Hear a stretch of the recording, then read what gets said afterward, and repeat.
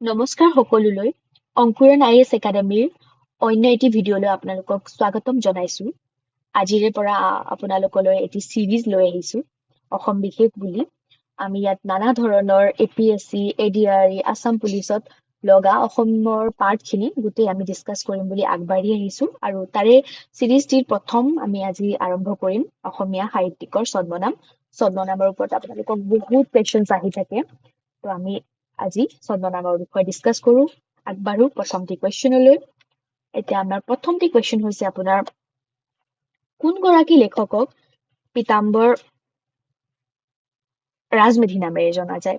আপোনাৰ অপশ্যনসমূহ হৈছে A. Rajmohan Nath, B. Rudra Barua, C. Rabin De, D. Hemchandra Goswami. আপোনালোকে কুৱেশ্যনৰ আনচাৰসমূহ মোৰ লগতে কমেণ্ট ছেকশ্যনত দি যাব।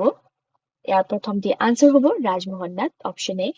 তেওঁ এগৰাকী লেখক হোৱাৰ সৈতেও পুৰাতত্ত্ববিদো আছিলে। এয়াও আপোনালোকে মনত ৰাখিব। দ্বিতীয়টি কুৱেশ্যনলৈ আগবাঢ়ো। সীমা দত্ত কোনগৰাকী লেখকৰ ছদ্মনাম আছিলে? Option A Birendranath Dutta, option B Nabakanta Barua, option C Homen Borgohain, option D Lila Gogoi. ইয়াৰ আনচাৰটি হ'ব আপোনাৰ নৱকান্ত বৰুৱা। তেওঁ অসমীয়া সাহিত্য জগতৰ এটি প্ৰসিদ্ধ নাম। তেওঁ কেতিয়াবা সীমা দত্ত নিদি এখুত ককাইদেউ কাৰ ছদ্মনাম বুলিও দিব পাৰে। এয়াও মনত ৰাখিব, কেতিয়াবা আহি যায় কুৱেশ্যনত, কেতিয়াবা সীমা দত্ত, কেতিয়াবা এখুত ককাইদেউ, দুয়োটা তেওঁৰে নাম নৱকান্ত বৰুৱাৰ।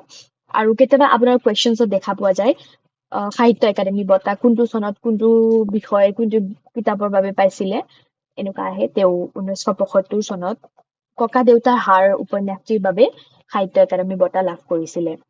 আমি তৃতীয়টি কুৱেশ্যনলৈ আগবাঢ়ো। কোনগৰাকী কবি সুগন্ধি পখিলাৰ কবি বুলি জনা যায়? এয়া আপোনালোকে শুনি থকা টাৰ্ম এটা, সুগন্ধি পখিলাৰ কবি। আপোনালোকৰ মনত খেলাইছে চাগে সুগন্ধি পখিলাৰ কবি কতে আমাৰ হিৰুদালৈ। হিৰুদাৰ সম্পূৰ্ণ নামটি হৈছে হীৰেণ ভট্টাচাৰ্যদেৱ। ইয়াৰ অপশ্যনসমূহ আপোনালোকে চাই লওক। আপোনালোকে এয়া অপশ্যন মই কৈ থকা নাই, কাৰণ সুগন্ধি পখিলাৰ কবি ক'লে মুখতে আহি যায় হীৰেণ ভট্টাচাৰ্য।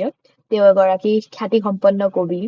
শইচৰ পথাৰ মানুহ, এয়া বুকটিৰ বাবে তেওঁ সাহিত্য একাডেমী বঁটা পাইছিলে 1992 চনত। শইচৰ, ইয়াত লিখি দিওঁ মই, শইচৰ পথাৰ মানুহ, ইয়াৰ বাবে পাইছিলে। আহি যায় এই সাহিত্য একাডেমী বঁটাখিনি খুবেই প্ৰয়োজন হয়। আপোনালোকক আমি এক্সট্ৰা ইনফৰমেশ্যন যিমান পাৰো সেয়াও দি যাওঁ লগতে। চতুৰ্থটি কুৱেশ্যনলৈ আগবাঢ়িছো। সিংহ পুৰুষ বুলি কাক জনা যায়? আপোনালোকৰ অপশ্যনসমূহ হৈছে option A Radha Gobinda Barua, option B Prafulla Chandra Barua, option C Tarunram Phukan, option D Brajanath Sharma.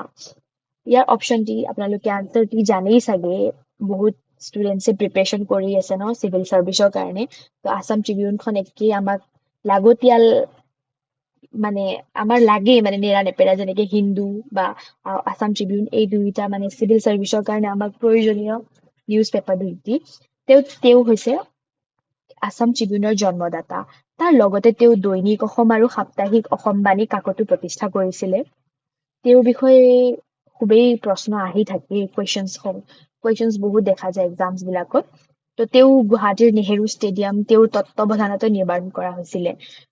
তেওঁ আৰু অসম ক্ৰিকেট সন্থাৰ এটা দশক জুৰি সভাপতিও আছিলে।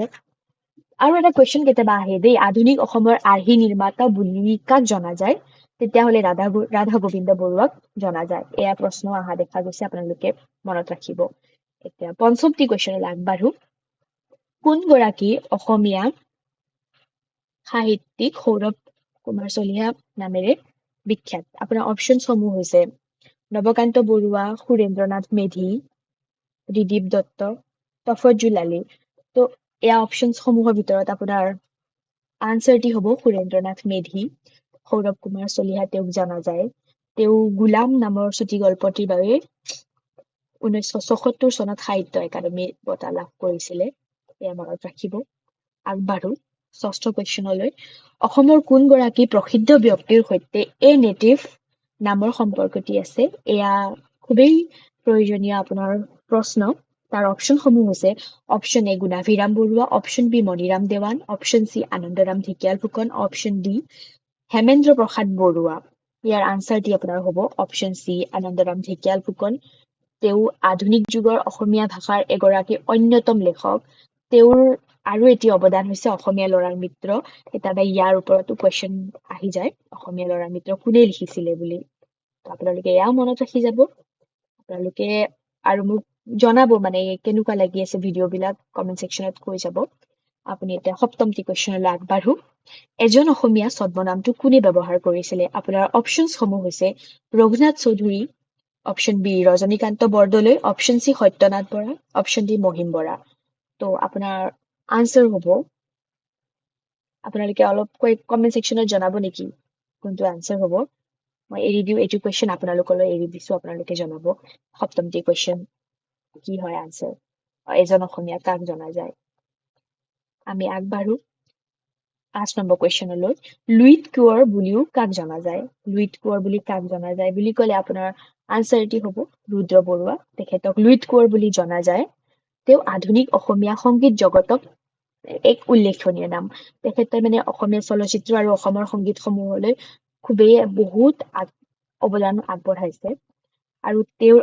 অন্য আৰু এটি জনপ্ৰিয় উপাধি আছে কলমপৰীয়া গীতিকাৰ কলমপৰীয়া এয়াও কুৱেশ্যনত আহিব পাৰে কলমপৰীয়া গীতিকাৰ কাক জনা যায় তেতিয়াহ'লে আপোনালোকে ডাইৰেক্ট অপশ্যন মাৰি দিব পাৰিব ৰুদ্ৰ বৰুৱা এতিয়া 9th নম্বৰ কুৱেশ্যনলৈ আগবাঢ়িছো কোন অসমৰ সাহিত্যিকক অতি ইন্দ্ৰিয়বাদী কবি বুলি জনা যায় মেবি এইটো টাৰ্ম আপোনালোকৰ কাৰণে নতুন হ'ব পাৰে অতি ইন্দ্ৰিয়বাদী ৰহস্যবাদী কবি বুলি আপোনালোকে মনত ৰাখিব কেতিয়াবা ৰহস্যবাদী বুলিও জানিব পাৰে আহিব পাৰে প্ৰশ্নত তাৰ অপশ্যনছসমূহ হৈছে এ নলিনীবালা দেৱী বি গণেশ চন্দ্ৰ গগৈ অপশ্যন চি ফণী শৰ্মা অপশ্যন ডি ছিদ্ৰ আব্দুল মলিক তো ইয়াৰ আপোনাৰ আনচাৰটি হ'ব নলিনীবালা দেৱী তেওঁ অসমীয়া সাহিত্য সভাৰ প্ৰথম মহিলা সভাপতি আছিলে 1954 চনত তেওঁ প্ৰথম গৰাকী মহিলা সভাপতি আছিলে এনেকৈ কুৱেশ্যন আহে আৰু তেওঁ কোনখন গ্ৰন্থৰ বাবে সাহিত্য একাডেমী বঁটা লাভ কৰিছিল মই গ্ৰন্থটি আগতে কৈ দিলো গ্ৰন্থটিৰ নাম হৈছে অলকানন্দ তেওঁ পাইছিলে 1967 চনত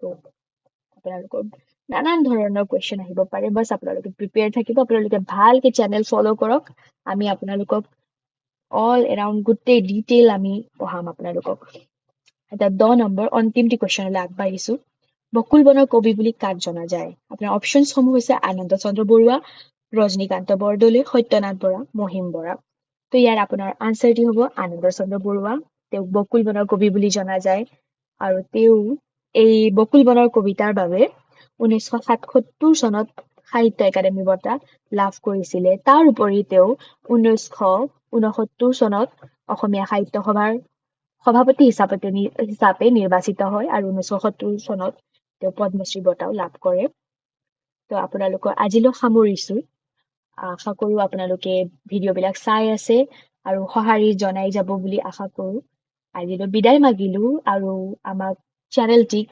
সাবস্ক্ৰাইব কমেণ্ট লাইক শ্বেয়াৰ কৰিব নাপাহৰিব ধন্যবাদ